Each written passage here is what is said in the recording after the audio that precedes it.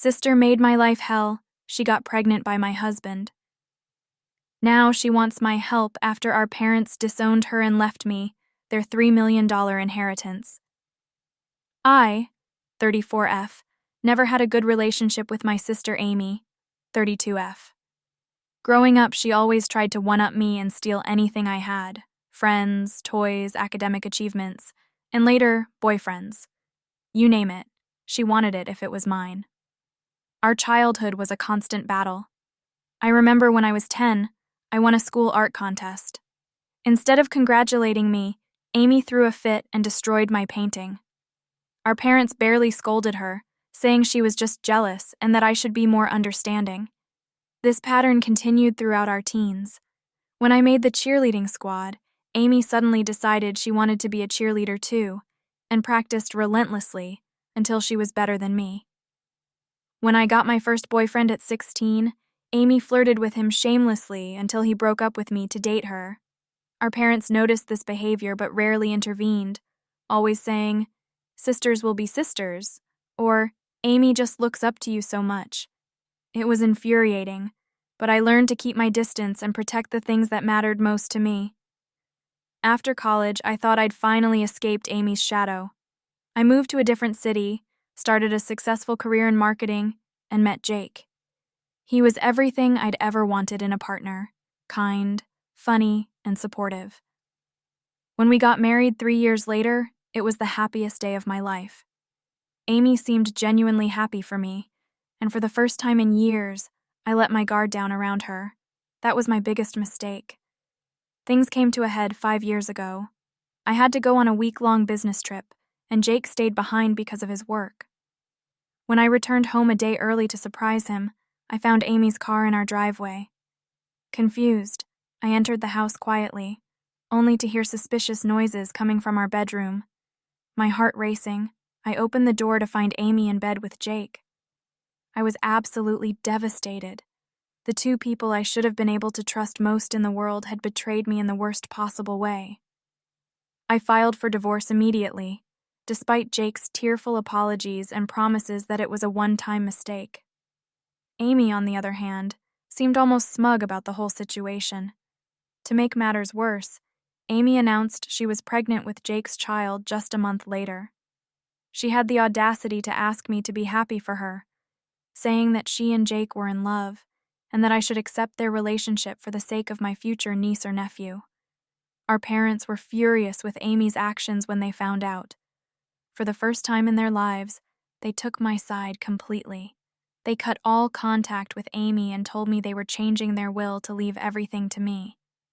I actually tried to talk them out of it, feeling uncomfortable with the idea of inheriting everything, but they insisted. They said Amy had gone too far this time and needed to face the consequences of her actions. The next few years were a blur. I threw myself into my work, went to therapy to deal with my trust issues, and slowly started to rebuild my life. I heard through the grapevine that Jake had left Amy shortly after their baby was born, unable to deal with the guilt and the responsibility of a child. Part of me felt a grim satisfaction at this news, but mostly I just felt sad for the innocent child caught in the middle of all this drama. Fast forward to last month. Our parents passed away suddenly in a car accident, leaving me their entire estate valued at about $3 million. It was a shock, and despite our issues, I found myself wishing I could talk to Amy about our loss. She showed up at the funeral with her 4-year-old son, looking worse for wear. It was clear that life hadn't been kind to her since Jake left. After the funeral, Amy approached me. For a moment, I thought she might apologize for everything she'd done. Instead, she started talking about how hard her life had been, how she was struggling to make ends meet, and how our parents had been cruel to cut her off. She didn't even seem that sad about their death. She was more concerned about the inheritance. Since then, Amy's been calling and texting nonstop, begging for help. She claims she's broke, about to be evicted, and can't provide for her son. She says I owe her because we're family, and that our parents would have wanted me to help her.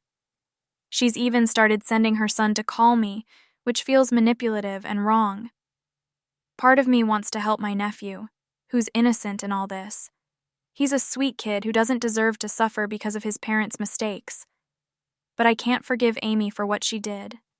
The inheritance would allow me to retire early, travel the world, and live very comfortably. I've worked hard for everything I have, and the idea of giving money to Amy after everything she's done makes my blood boil. After weeks of agonizing deliberation, I decided to meet with Amy.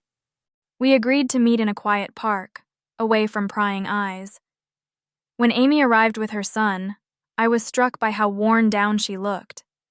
Her once impeccable appearance was gone, replaced by dark circles under her eyes and worn-out clothes. Her son, my nephew, clung tightly to her hand, his big eyes curiously examining me. We sat on a bench, and an awkward silence fell. Finally, Amy spoke, her voice trembling. "I know I have no right to ask you for anything. What I did. It's unforgivable. But I don't know where else to turn. I'm not asking for myself, but for Tim." She stroked her son's head. Looking at the little boy, I felt something shift inside me. He was innocent in all of this, and despite everything that had happened, Amy was still my sister. "Amy," I said slowly, "what you did hurt me deeply. I'm not sure I'll ever be able to fully forget it, but I also can't let my nephew suffer." Amy's eyes filled with tears. "What do you mean?" I took a deep breath. "I'm not going to give you money directly, but I'm going to set up a trust fund for Tim. It will cover his education, health insurance, and basic needs. I'll also pay for your professional retraining so you can find a stable job." Amy looked stunned. You'd really do that? After everything I've done?" I nodded, feeling a heavy weight lift from my shoulders. "Yes. It doesn't mean I've forgotten or fully forgiven, but it means I'm willing to try to move forward, for Tim's sake, and maybe for ours." Amy broke down crying, pulling her son close. "Thank you," she whispered. "I don't deserve such a kind sister." As I watched Tim hug his mom, trying to comfort her, I realized I'd made the right decision. Money comes and goes, but family is forever. And while the road to true reconciliation would be long and difficult, I felt that today we had taken the first step. Perhaps with time, wounds would heal. Perhaps we could rebuild what had been destroyed.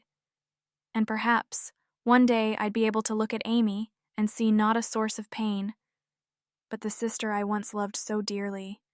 It wasn't an ending, but a new beginning, difficult, uncertain, but full of hope.